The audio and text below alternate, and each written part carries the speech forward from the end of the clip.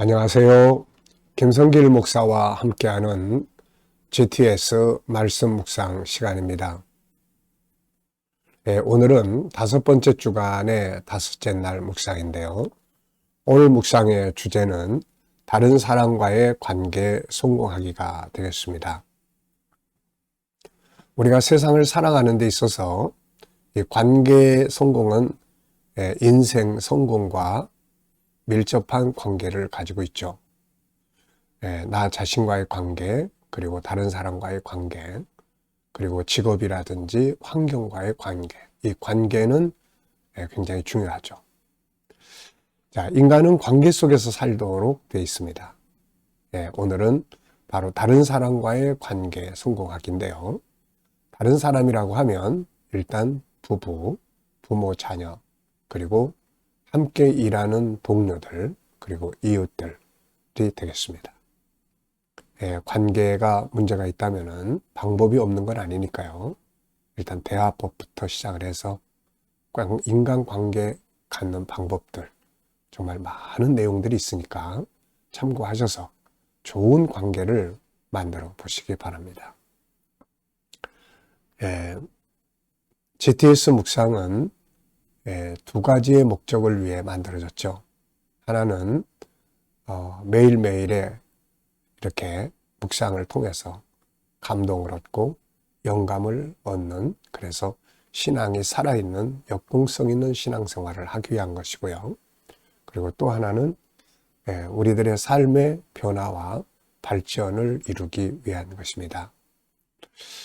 우리들이 살아가는 데 있어서 변화와 발전은 우리의 행복이고 기쁨이 됩니다. 그럼 어떻게 이 변화와 발전을 끊임없이 만들어 갈 수 있을까요? 바로 그것을 위해서 GTS 묵상이 방법을 담고 있습니다. 아이들에게는 또 재능을 개발해주고 또 학습 능력을 키워주는 도구로 만들어졌습니다. 이걸 위해서 572의 구조가 들어있어요. 5는 그림이나 사물을 보면서 분석하는 프로그램인데요. 이것을 통해서 생각하는 능력을 키우고 또 학습하는 두뇌를 만들어 줍니다. 이해력이라든지 또 창의력, 분석력, 그리고 또 집중력, 그리고 또 암기력, 스토리텔링 하는 능력, 이런 것들을 잘 훈련을 시켜주는 거죠. 자, 그리고 이제 7인, 572에서 7은 7가지 주제입니다. 월, 화, 수, 목, 금, 토, 일. 오늘 주제는 다른 사람과의 관계 성공하기예요. 자, 이 주제를 따라가면 아주 미세하게라도 변화가 만들어지죠. 오늘도 그냥 사는 것보다 다른 사람, 내 주변에 있는 부부, 부모, 자녀, 가족 관계 한번 이렇게 생각해보고 문제가 있다면은 이걸 어떻게 해결을 해보지? 그리고 거기에 관계된 지혜를 얻는다면 변화가 만들어질 수 있잖아요. 그냥 살면은 변화보다는 더 악화될 수도 있죠. 자, 그리고 7가지 주제를 한꺼번에 모아서 사용을 하면은 컨설팅, 점검하는 도구가 됩니다. 사람은 살아가면서 수시로 이 점검이 필요하죠. 달리기를 막 하다가 한 번쯤 내가 지금 제대로 된 코스를 가고 있는 건가? 앞으로 얼마나 남아있나? 또 내가 어떻게 조절을, 이 컨디션 조절을 해서 뛰는 것이 끝까지 갈 수 있나? 이런 것들을 점검하는 게 필요하죠. 그리고 아이들은 이 독서, 학습, 아이들이 독서를 많이 해도 올바른 독서를 하지 않으면 별로 남는 게 없습니다. 학습도 이왕이면은 이렇게 더 나은 방법들이 많이 있거든요. 이 7가지 주제를 사용을 해서 독서지도, 학습지도를 하면 굉장히 좋은 효과들을 거둘 수가 있습니다. 자, 그리고 2는 질문 만들기와 그리고 주님과 소통해서 영감을 얻는 시간이 되겠습니다. 어떤 문제 하나를 놓고도 그냥 내 생각대로 하는 것보다 주님이라면 어떻게 하실까? 주님 어떻게 할까요? 그리고 생각을 많이 하면서 주님께 영감을 얻으면 훨씬 더 좋은 지혜, 또 어떤 자신감, 이런 능력을 얻을 수가 있는 거죠. 자, 5, 7, 2 잘 활용해 보시기 바랍니다. 오늘 그림 분석부터 시작을 하죠. 자, 그림에는 다니엘이 이 창문을 통해서 예루살렘 쪽을 향해서 이렇게 기도하는 그런 그림이에요. 자, 자기 나라, 또 자기 자신, 그리고 예루살렘의 회복을 위해서 기도하고 있는 거죠. 근데 밖에는 지금 이 모습을 지금 기회를 엿보고 있는, 그래서 고발하려고 하는, 사자굴 속에 집어넣기 위해서 고발하려고 하는 사람들이 모습이 여기저기 보입니다. 이 사람들은 집에도 가지 않고 밖에서 다니엘의 기도 하나하나 고발하자, 이래가지고 그런 그 모습을 엿보고 있는 내용들인 것 같습니다. 자, 저는 제목을 다니엘의 기도 이렇게 적어봤어요. 그리고 의미는 다니엘의 기도는 매일 정기적이었고 위기 속에서 더욱 강해졌다.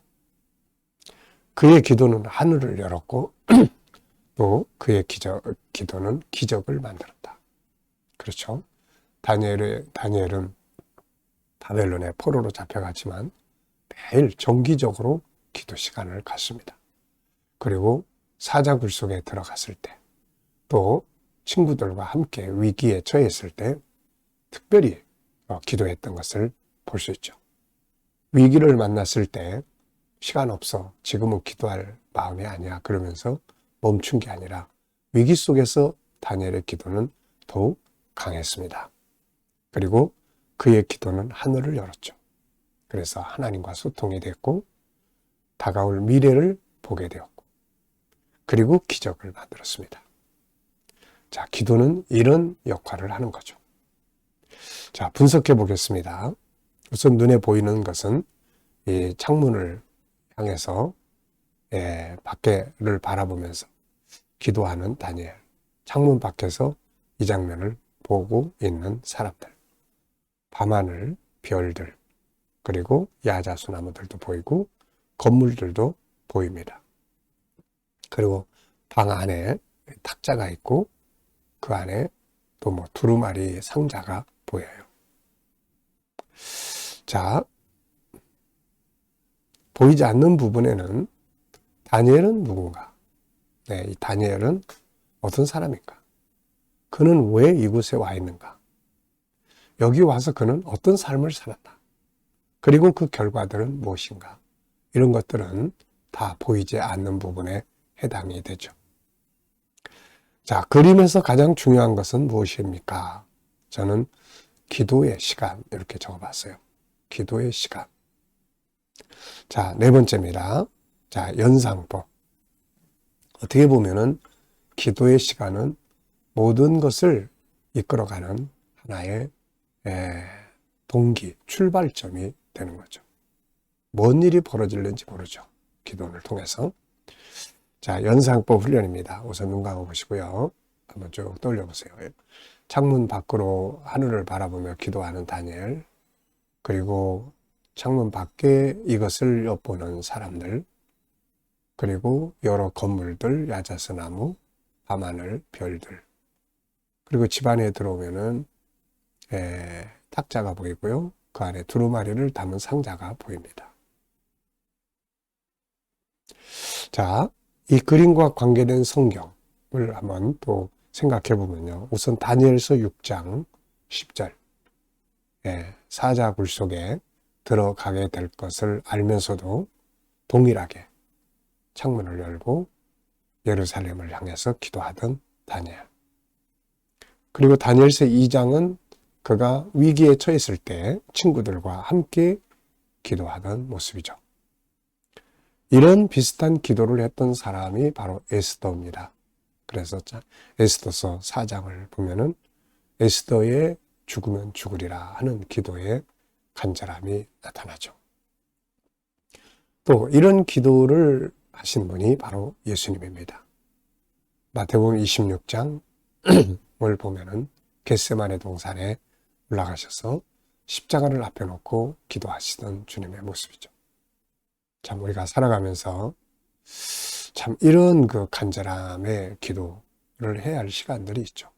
저도 제 인생을 돌이켜보면은 참 평상시에 사명자로서 늘 기도하던 삶도 있었지만은 정말 제 개인적으로 하나님 앞에 간절히 매달려 기도하던 또 그런 때들이 있었죠. 그걸 통해서 응답을 받았고, 그걸 통해서 성령의 충만함을 받았고, 그걸 통해서 인생의 비전을 얻었고, 그걸 통해서 성경을 깨닫게 되고, 정말 이 기도는 많은 것들을 얻게 하는 그런 통로인 것 같습니다.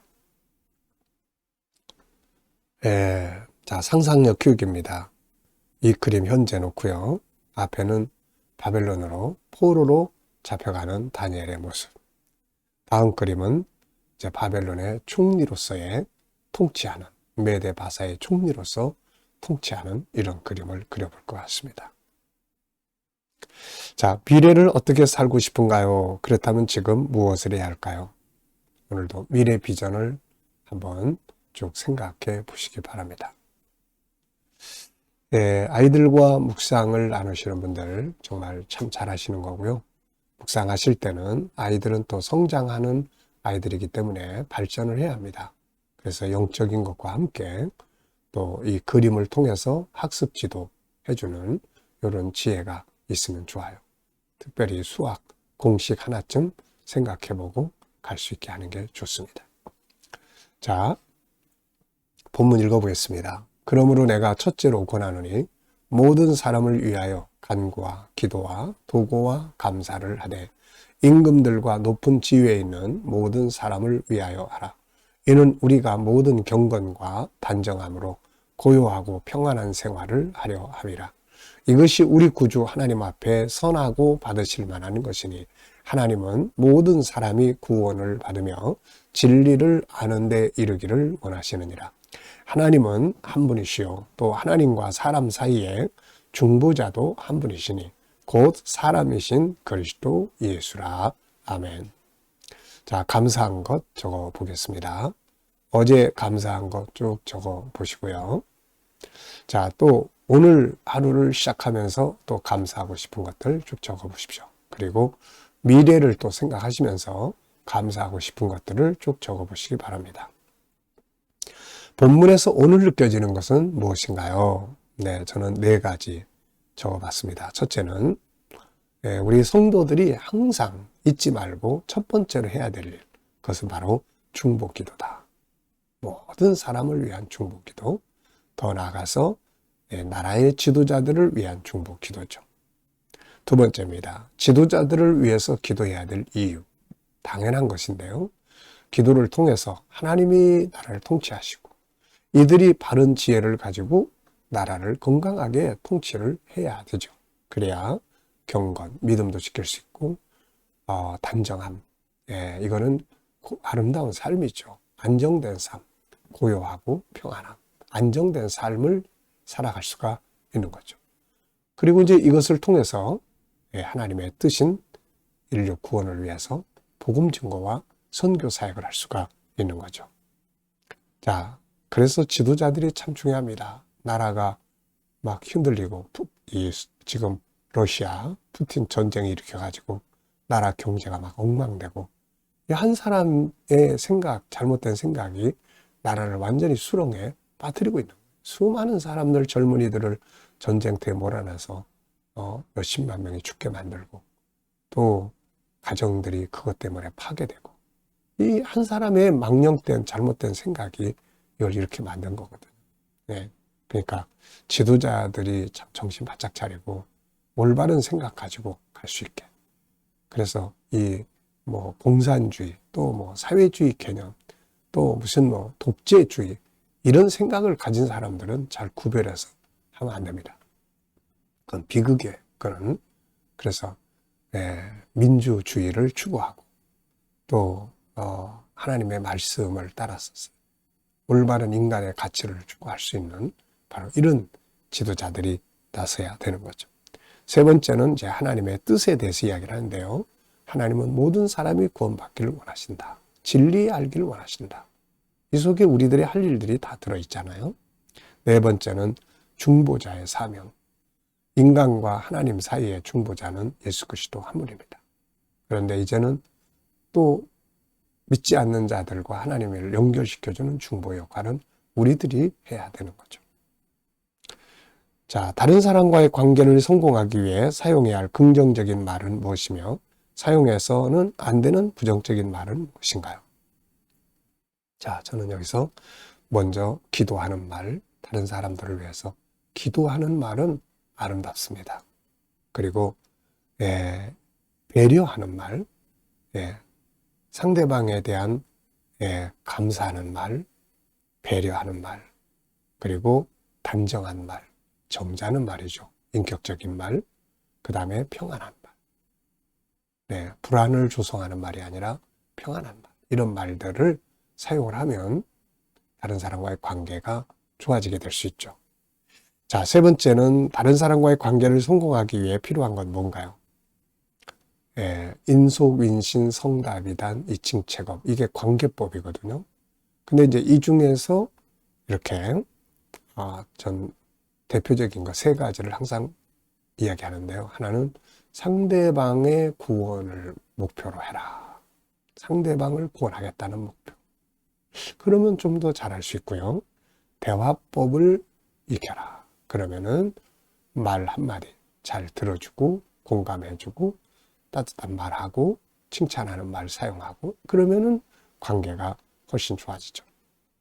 그 다음에는 조금 손해보는 거죠. 좀 손해보는 거. 그러면은 인간관계가 많이 좋아집니다.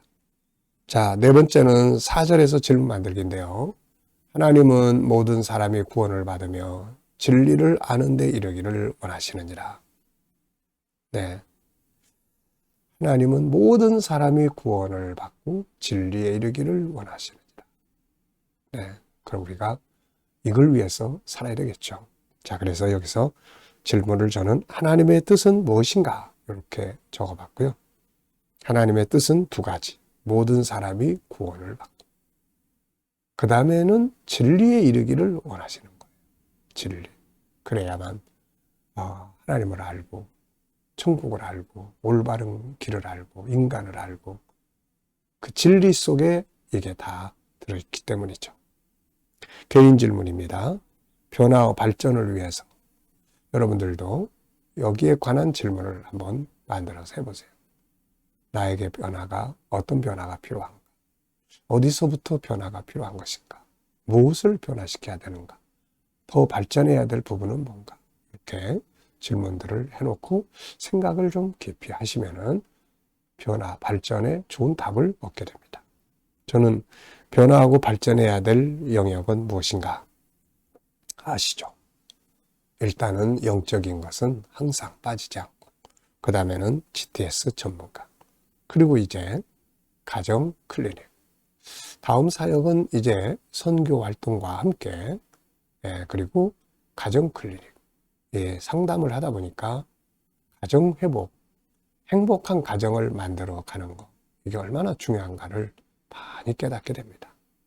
저 자신도 그랬고 또 망가질 뻔한 가정들이 치료가 되고 그리고 회복이 돼서 비전을 갖고 이렇게 살아가는 이런 사람들을 보면 정말 이 목회라는 게 정말 이걸 해야 되는 부분이구나 하는 것을 많이 깨닫게 됩니다. 자, 이걸 하려면은 더 전문가가 돼야 되겠죠. 하나님이 그동안 주신 G7, GTS 많은 컨텐츠들이 이걸 할 수 있는 좋은 자원들이에요. 더 많이 생각하고 더 많이 연구하면서 더 전문가가 돼보려고 합니다. 자, 이 시간은 주님과 소통하고 영감 얻는 시간입니다. 영감 보시고요. 오늘 본문 221 한번 떠올려 보시고 7가지 주제도 떠올려 보시고요. 오늘 어디 가서 무엇을 하시는지 삶의 현장 한번 떠올려 보시고요. 미래 비전도 한번 떠올려 보시고 주님께 하나하나 올려놓고 물어보시고 영감을 얻어보시기 바랍니다. 주님 어떻게 할까요? 주님이라면 어떻게 하시겠어요? 이 일에 대해서 주님 어떻게 생각하십니까? 어떻게 하는 게 바른 길일까요? 주님의 뜻은 뭔가요? 자, 그리고 기다려 보시면은 주님이 주시는 지혜도 떠오르고, 말씀도 떠오르고, 또 감동도 떠오르고 합니다. 오늘도 이 영감을 가지고 하루를 승리하시기 바랍니다. 네, 오늘도 하루 행복한 하루 되시기 바랍니다. 기도하고 마치겠습니다. 주님 감사합니다. 오늘도 묵상으로 하루를 시작합니다. 함께하는 모든 이들에게 은혜 입혀 주시고, 또 치료받는 교우들에게는 치유의 능력이 함께해 주시고, 묵상하는 모든 자들의 직장, 사업장, 저들의 가정 행하는 일들이 형통케 하여 주옵소서. 어려운 문제를 안고 기도하는 성도들에게 감당할 힘을 주시고 합력하여 선을 이루게 하여 주옵소서. 나라의 지도자들을 바르게 세워주시고 그들이 올바르게 나라를 통치하여 이 나라가 또 거룩한 나라, 선교하는 나라, 부강하게 발전하는 나라가 되게 주옵소서. 주님, 또 오늘도 세계 곳곳에서 복음을 위해 수고하시는 선교사님들과 또 저들의 가정에 은혜 베풀어 주시고, 특별히 GTS 우리 KDM 훈련을 통해서 천국 복음 더욱더 많은 나라에 전파되고 GTS 묵상이 더 많은 사람들에게 보급되게 하시고 다음 세대를 위해 귀하게 사용되게 하여 주옵소서. 감사하며 예수님의 이름으로 기도하옵나이다. 아멘.